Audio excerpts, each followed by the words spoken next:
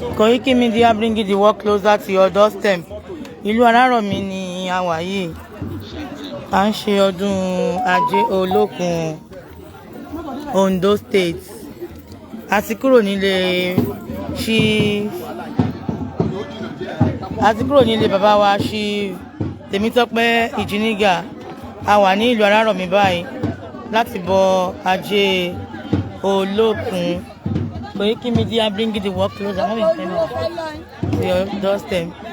Ìyá wa ni ìyá wa o baby ẹ kú dédé wò ìyá wa. Ẹ jọ̀ọ́ mà kí ẹ lè sọ fún wa nípa nǹkan tí à ń ṣe níbí báyìí lónìí. Bẹ́ẹ̀ ni Ondo State. Bàbá ti bọ́ gbogbo nǹkan téèyàn ń wá àtẹ̀ lọ́wọ́ èèyàn á rí ṣe á rí gbà ọkàn ẹ̀ á balẹ̀ so gbogbo nǹkan tẹ́ bá nídìí ẹ máa ṣàdúrà báyìí lọ́wọ́lọ́wọ́ báyìí torí a ti wà lójú Malokun bá ti fẹ́ lọ sójú Malokun báyìí ẹ gbàdúrà ó dẹ̀ mọ̀ pé èèyàn á là fún yín. Bẹ́ẹ̀ ẹjọ́ ìlú ibo la wà yìí báyìí. Ìlú Araromi Ògùn. Araromi waterside ẹsẹ̀ odò. Bẹ́ẹ̀ ni ẹjọ́ kí lorúkọ yín ìyá mi. Orúkọ mi ni Òbébì oyè tí mo jẹ ní ọba obìnrin Yemaja. Ní ìlú olókun gọọmenti. Ẹjọ́ ta ni olùgbàlejò wa sí ọdún Ajé Olókun yìí. Ọba Araromi Ògùn. Bẹ́ẹ̀ni ẹ ṣeun ìyá wa. Koikimedia bringing the work closer to your doorstep. Ẹ jọ̀ọ́ bá wa wúre fún àwọn èèyàn wa tó ń gbọ́ wa. Gbogbo àwọn èèyàn wa tó sẹ̀ǹdì owó sí wa ọmọ yín fi jíṣẹ́ o kò pa owó yín mára o mo bí dájà ti rí owó yìí ìdímọ̀ yín o ìdímọ̀jọ́ ìdímọ̀lúwọ̀dọ̀ ìdímọ̀ yín o ẹ máa rí bá ti ṣe ẹ máa rọ̀nà gbogbo eré báyìí lójú owó máa rí ojú yín á máa ríre ojú yín ò ní rí bí o ẹ máa rí bá ti ṣe ẹ máa rọ̀nà gbogbo àwọn ẹ ṣé ìyá wa a dúpẹ́ o.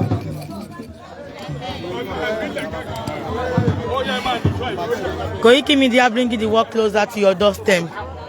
Bàbá wa a kí yín bàbá. Adẹ̀kú ọdún Ajé Olókun ti Ondo State. A ti kúrò nílé bàbá wa ṣí Temitope Ijiniga. Ìlú ibo la wà báyìí lọ́wọ́. Araromi ẹsẹ̀ odò. Ẹ jọ̀ọ́ kí ni nǹkan tí a wá ṣe níbí báyìí? Ẹ jẹ́ bá wa wúre fún gbogbo àwọn tó ń gbọ́ wa káàkiri gbogbo àgbáyé.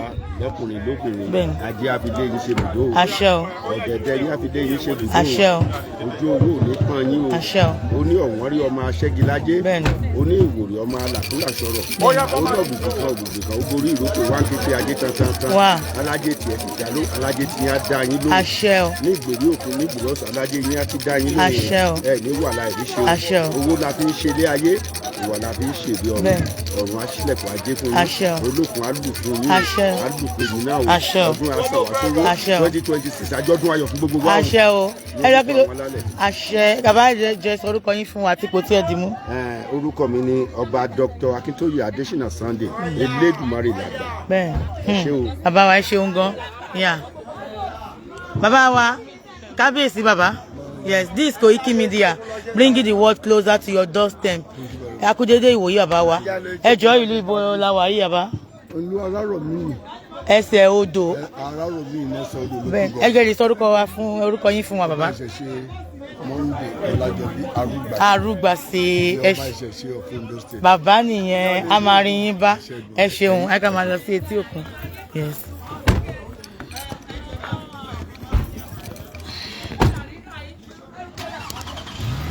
Koikimedia bringing the work closer to your doorstep. Let's like, let's share.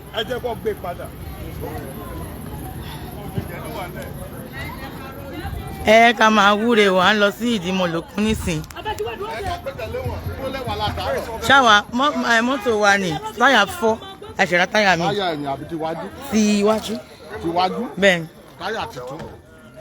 Iṣẹ́ tuntun. Daddy, Koikimedia bringing the world closer to your doorstep. Bàbá wa ṣí Temitope Ijiniga a kí yín bàbá wa. Ẹ jọ̀ọ́ níbo la wà báyìí? A wà ní Araromi waterside. Kí ni nǹkan tí a wá ṣe báyìí? Àwa bọ Olókun Ajé. Bàbá wa tí ẹ̀ ń wò yìí ilé wọn láti kúrò àwọn ni ààrẹ ẹgbẹ́ oníṣẹ̀ṣe ìsẹ̀ǹbáyé àgbáyé àwọn ni olùgbàlejò Ondo State Aje Olokun Festival. Wọ́n kí yín àbábá wúre fún gbogbo àwọn tó ń gbọ́ yín káàkiri gbogbo àgbáyé. Bẹ́ẹ̀ni. Bẹ́ẹ̀ni. Ẹ bá sọ èdè sí wọn bàbá. Ẹ bá sọ 2026. Yes, ẹ bá sọ èdè. Ire ògo, ọmọ, àlàáfíà, mèremère. Awọ nítàn àwa. Àṣẹ. Àṣẹ. Àṣẹ. Àṣẹ. Ọmọ ẹ̀yìn afọ bí ọmọ ẹ̀yìn. Àṣẹ o. Kíbi tí ire wa bá wà ní gúnmẹ́rin àgbálá ayé wọn á fi máa wá wá kiri. Àṣẹ o. Wọ́n á rí bẹ́ẹ̀ o. Àṣẹ o. Àṣẹ bẹ́ẹ̀ o. Àṣẹ o. Koikimedia bring the work closer to your doorstep. Bàbá wa Chief Temitope Ijiniga. Àwọn ni Ọba Mogun Ọ̀fọ̀rẹ̀ Ayadi Ọ̀fọ̀rẹ̀ land. Àwọn ni olùgbàlejò wa ní òní a ti lọ bọ Ajé ìjìmjì nílé wọn ní òní wọ́n tún ti wá kó wa wá sí Araromi àná a ṣe ọ̀sán òru lẹ́sẹ̀ òṣà Ajé ní báyìí à ń lọ sí Mọ̀lòkun Olúwẹ̀rí. Koikimedia bring the world closer to your doorstep. Gbogbo ẹ̀yin tẹ́ ń wò wá káàkiri gbogbo àgbáyé ẹ máa pín ẹ máa share ẹ máa bá wa ká lọ. Ìyá wa kábíyèsí. Koikimedia bring the work closer to your doorstep. Ìyá wa jẹ́ sọ orúkọ yín fún wa mà.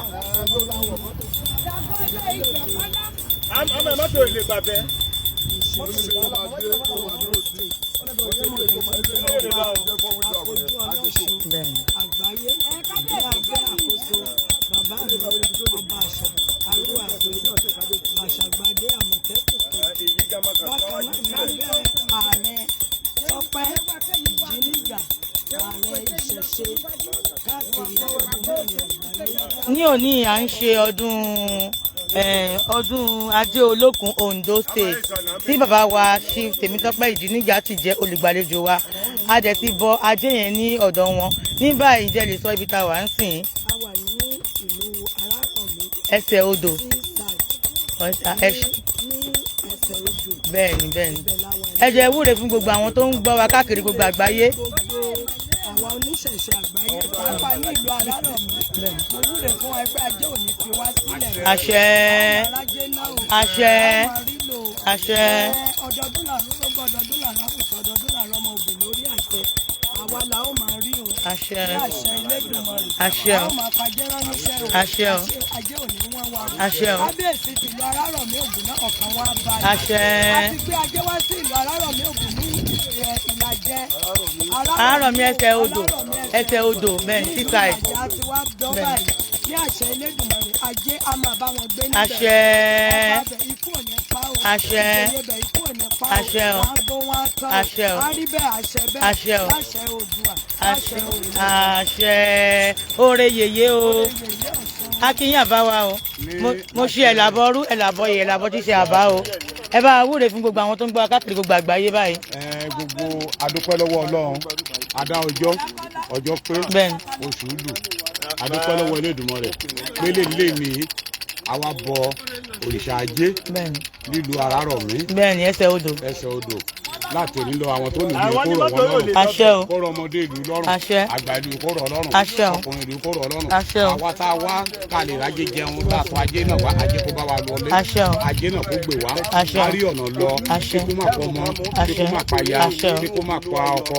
Àṣẹ o. Gbogbo àwa tá a wà ní ìbáyẹ̀kẹ́ ìrọ̀rùn ó dé bá wa. Àṣẹ o. Gbogbo àwa tá a wá láti Ondo State tá a wá bọ Ajé. Bẹ́ẹ̀ni àti gbogbo àwọn tó ń gbọ́ wa tí wọ́n sì ń báyìí náà kí ìwúre yìí náà kó lọ bá wọn o. Àlàáfíà kó dé bá wa. Àṣẹ o. Ilé nílùú yìí náà ká ṣàṣeyọrí. Àríbẹ̀ àṣẹ bẹ́ẹ̀ àṣẹ o láṣẹ Èdùmàrè. Olókun kó bì fún wa. Àṣẹ. Ọlọ́pàá kó bì fún wa. Àṣẹ kí lorúkọ yín àbá wa. Orúkọ mi ni Dr. White Fátúndé Awóníyè. Bàbá wa ẹ bọ afín bàbá. Ọ̀lẹ́yẹ lógìgùn. Bẹ́ẹ̀ni àìlọ sí odòbe a wà ní ìlú Araromi báyìí láti lọ bọ Ajé Olókun ní inú Mọ̀lòkun wọn mo fi àsìkò yìí kí gbogbo àwọn tó bá jẹ́ ọmọ Ondo State àti lágbàáyé Koikimedia bring the world closer to your doorstep. Ẹ jẹ́ ká máa love ká máa share ẹ jẹ́ káwọn èèyàn mọ̀ pé a ti wà níbí báyìí ẹ máa tẹ̀lé wa ká lọ sí ojú Mọ̀lòkun. Ó ń lọ. Ayé máa fúge ọmọlájẹ máa bí kí wọn ayé máa fúge ìlàjẹ àwọn amọ̀làjẹ àkàmígbọ̀n àwọn tẹ́ wà ní abroad káàkiri gbogbo àgbáyé ẹ máa wúre báyà orí ilẹ̀ yín la wà dísì gbogbo nǹkan tẹ́ bá ti sọ lónìí a máa rí bẹ́ẹ̀ á dẹ̀ máa ṣe bẹ́ẹ̀ o ìlàjẹ òmòrò ọmọ gbéná jẹ gbóòrùn jẹ gbé mọ̀nàmọ́ná jẹ ṣe kẹta agbéná kan ẹwà ayé máa fúgè agbéná kan ẹwà ọmọ jayé wà búlẹ́búlẹ́ jògbòrì màmá ọmọ gbéná jẹ gbóòrùn jẹ gbé mọ̀nàmọ́ná láì fún kékeré wí ni ẹ ká máa pín ká máa ṣí àyè ká máa ṣàṣẹ àṣẹ gbogbo ẹ̀yin tẹ́ ń wò wá etí mo lòkun là ń lọ yìí ẹ máa bá wa ká lọ.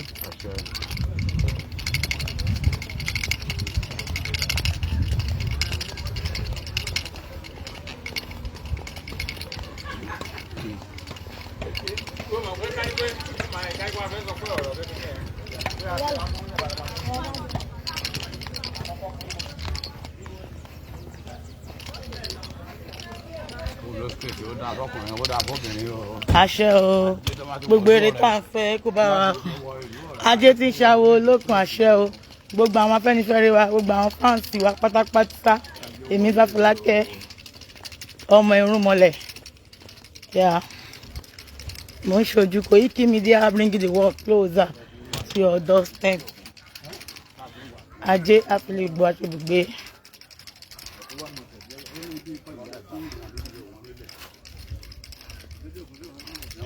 Ajé o ọmọdé ajere ajé o ọmọdé ajere ẹni bá kọrin ajé máa jèrè o ajé o ọmọdé ajere.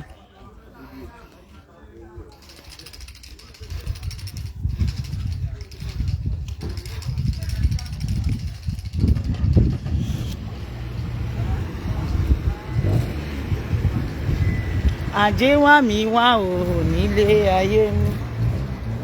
Ajé wá mi wá o mo máa ti ṣètùtù ajé ká lémi o fẹ́ràn èmi.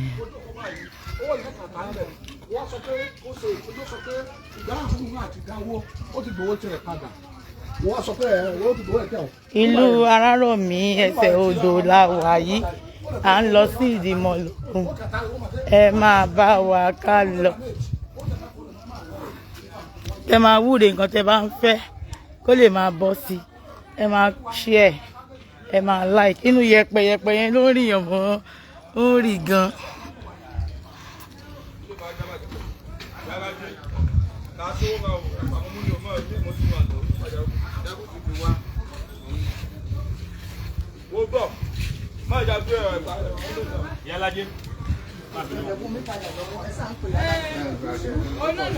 Kábíyèsí màmá àbọ̀rọ̀ àbọ̀yè màmá àbọ̀rọ̀ àbọ̀yè màmá Koikimedia bring the work closer to your doorstep. Àwa pẹ̀lú màmá ẹjọ́ ṣàlè morúkọ yín. Àwa ni ìyálóde Ògúnjìmí ìyálóde Ondo state. Ìyá akínyìn o ìyá ẹ bá wúre fáwọn tó ń wò yín káàkiri gbogbo àgbáyé màmá.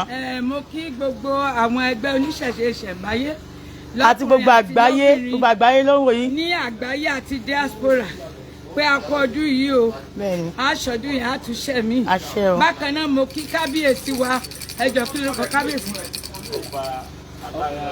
ọba alára pé wọ́n kú oríire ìgbà àkọ́kọ́ èyí tí àwa ẹgbẹ́ oníṣẹ̀ṣe ìṣẹ̀mbáyé táwa bá wọn ṣe ọdún ní etí òkun ọdún ajé gbogbo ìlú ló mọ rí ajé jẹun o àtọkùnrin àtobìnrin àtọmọdé àtàgbàlagbà a máa rájé náà o a fi lé wa ṣe bùgbé a fi ọ̀dẹ̀dẹ̀ wa ṣe bùsọ̀ bákan náà mo kí bá mi arúwàjòyè ẹrù jẹjẹ ọkọ àkókò pé wọn mọ kú oríire o ó ti ń dùn báyìí kò ní dìbàjẹ́ mọ́ wọn ẹ̀mí ọlá wọn á wá máa gùn wọn á dàgbà wọn á dògbó wọn á rí jẹ wọn á rí mu èrè ẹgbẹ́ yìí ó ti ń dùn báyìí kò ní ṣẹ̀yìn wọn bẹ́ẹ̀ náà kò ní kan mọ́ wọn lẹ́nu mo kí gbogbo àwọn social media wa pátá. ẹ bá kí bàbá wa olùgbàlejò Temitope Ijiniga Temitope.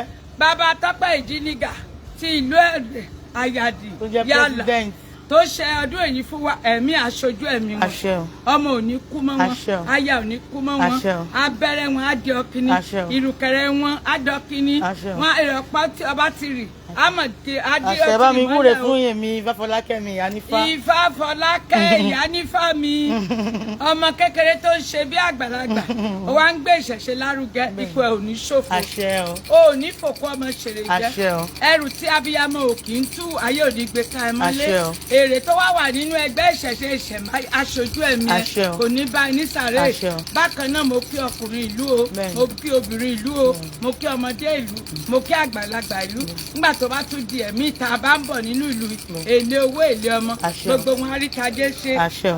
ó rí bẹ́ẹ̀ ó ṣe bẹ́ẹ̀ o àṣẹ Èdùmàrè àṣẹ Èdùmàrè ẹ̀yà etí òkun yá. ó ti yá lélẹ̀.